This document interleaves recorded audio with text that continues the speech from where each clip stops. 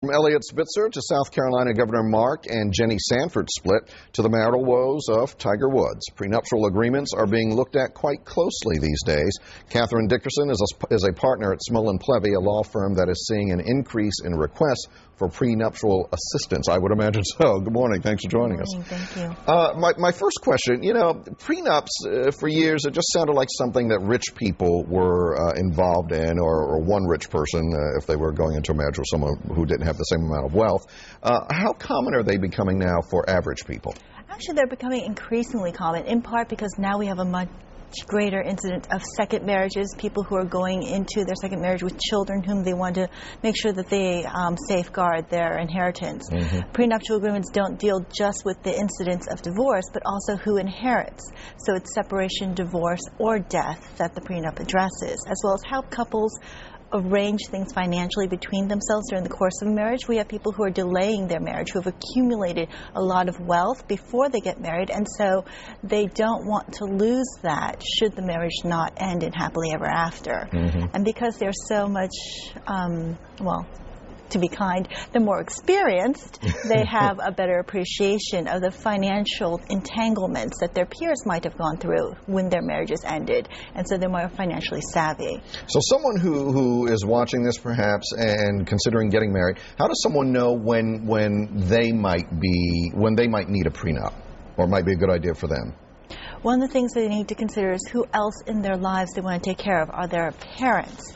Are there children from a prior relationship that they want to look at? They also need to consider their spouse, because it might be that they're marrying someone who has significantly more assets than they do. And so what are the risks of marriage? I think it's one of the interesting things in the Tiger Woods marriage that when she married him, she knew in part that he'd be traveling a lot, that part of his job required him to travel. And so that was one of the risks that she ran, knowing that he would spend a lot of time away from her, away from the children. And of course, after the children, she couldn't travel with him. She did travel with him a lot, and that's one of the things that couples do. You raise an interesting point because, I think we tend to think of, and I'm generalizing here, a rich person going in and saying, well, I want to protect my assets in case this goes sour. I don't want this other person to get everything I've got. But someone who does not have the level of assets as the other person may want a prenup as well so that they're taken care of in the event of a divorce or separation or something like that. Here's the other question. Are these contractually binding? Because you hear time and time again about a case comes up and then someone's fighting their prenup agreement saying, well, it shouldn't stand.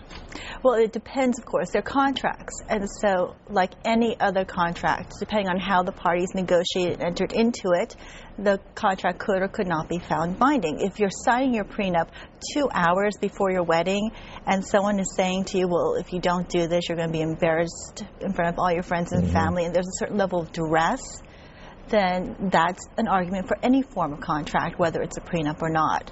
Similarly, if one person is significantly more sophisticated and we have one person and we have the other person who didn't have the opportunity to see an attorney or consult with an attorney, and they were just signing something without educating themselves or having the opportunity to educate themselves before they sign it, then that's also grounds to contest a contract. In a case like the Tiger Woods case, let's assume they had a prenup and all the parties read it and understood it and all that kind of thing. If the marriage ends because of infidelities, that type of thing, does the cause of the dissolution of the marriage affect the prenup? Amazingly, that's one of the great things about a prenup. It doesn't. You contract around those rights. You contract around the rights that you would have if you had gone to court and alleged, for example, that there was fault on the grounds of one or the other party, and that resulted in the dissolution of the marriage.